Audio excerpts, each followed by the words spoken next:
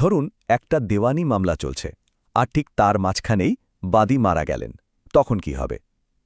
এটা কিন্তু একটা খুব সাধারণ প্রশ্ন, কিন্তু এর আইনি প্রক্রিয়াটা বেশ গোলমেলে লাগতে পারে। চলুন আজ আমরা এই ব্যাপারটাকেই একটু সহজ করে বোঝার চেষ্টা করি।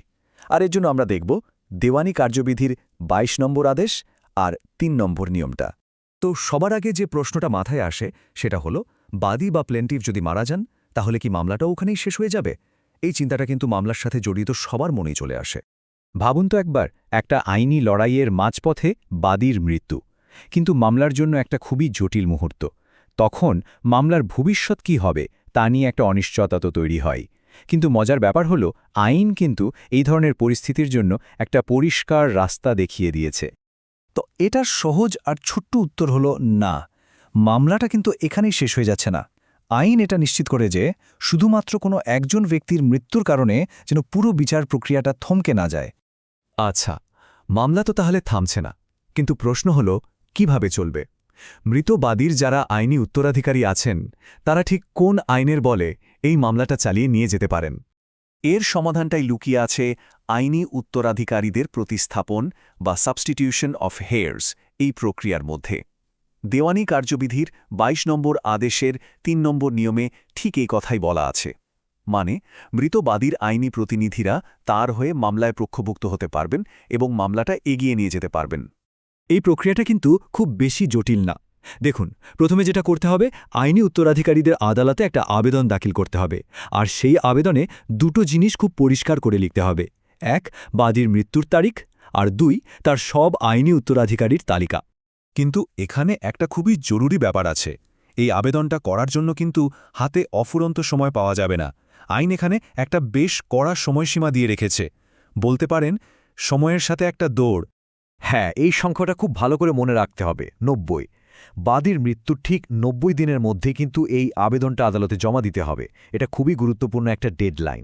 এখন মনে প্রশ্ন আসতেই পারে, আচ্ছা, যদি কোনোভাবে এই ৯০ দিনের ডেডলাইনটা মিস হয়ে যায় তখন কি হবে? এটা খুব স্বাভাবিক একটা চিন্তা, আর অনেকেই এই সমস্যায় পড়েন। দেখুন, এখানেই দুটো আলাদা সিনারিও তৈরি হয়। যদি ৯০ দিনের মধ্যে আবেদন করা যায় তাহলে তো সাধারণ একটা আবেদনই যথেষ্ট। কিন্তু সমস্যাটা হয় ৯০ দিন পার হয়ে গেলে। তখন মূল আবেদনের সাথেও আরও একটা জিনিস জোড়া লাগে, আর সেটা হলো বিলম্ব মার্জনার জন্য একটি পিটিশন। মানে, আদালতকে পরিষ্কার করে বোঝাতে হবে যে কেন দেরি হলো, আর এই ব্যাখ্যাটা দিতে হয় তামাদি আইনের ৫ ধারা অনুযায়ী। যদি আদালত আপনার কারণটাকে যুক্তিসঙ্গত মনে করে তাহলে কিন্তু তারা আবেদনটা গ্রহণ করতেও পারে। তার মানে ৯০ দিন পার হয়ে গেলেও যে সব আশা শেষ তা কিন্তু নয়। আচ্ছা, এবার একটু অন্যরকম একটা পরিস্থিতির কথা ভাবা যাক।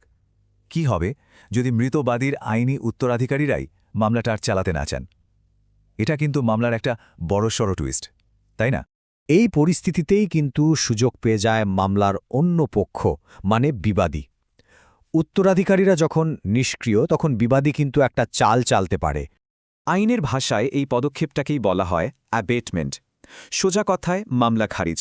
মানে হল উত্তরাধিকারীরা মামলাটা এগিয়ে না নেওয়ার কারণে মৃত বাদীর বিরুদ্ধে মামলাটা ওখানেই শেষ হয়ে গেল। তবে একটা কথা, যদি মামলায় আরও বাদী থাকেন তাহলে কিন্তু শুধু মৃত বাদীর অংশটুকুই খারিজ হয়, পুরো মামলা নয়। আর একটা বিষয় কিন্তু মাথায় রাখতে হবে, মামলা না চালানোর এই সিদ্ধান্তের কিন্তু একটা আর্থিক দিকও আছে। আদালত তখন বিবাদীর মামলার খরচ মৃত বাদীর যে সম্পত্তি বা এস্টেট আছে সেখান থেকে আদায় করার নির্দেশ দিতে পারে। তাহলে পুরো আলোচনা থেকে আমরা কি বুঝলাম? মূল কথাটা হলো, বাদীর মৃত্যু মানেই কিন্তু মামলার শেষ নয়, বিচার প্রক্রিয়া চলতেই থাকে। আর এটাই আইনের সবচেয়ে সুন্দর দিকগুলোর একটা। উত্তরাধিকারীরা যখন মামলায় যোগ দেন তখন মামলাটা ঠিক সেখান থেকেই আবার শুরু হয় যেখানে ওটা থেমে গিয়েছিল। মানে, আগের সব কাজ, সব অগ্রগতি কিছুই কিন্তু নষ্ট হয় না। তো এই পুরো ব্যাপারটা আমাদের একটা খুব গভীর প্রশ্নের সামনে দাঁড় করিয়ে নেয়, তাই না? যে আইনের চোখে একটা মামলা কি ব্যক্তির জীবনের চেয়েও বড়?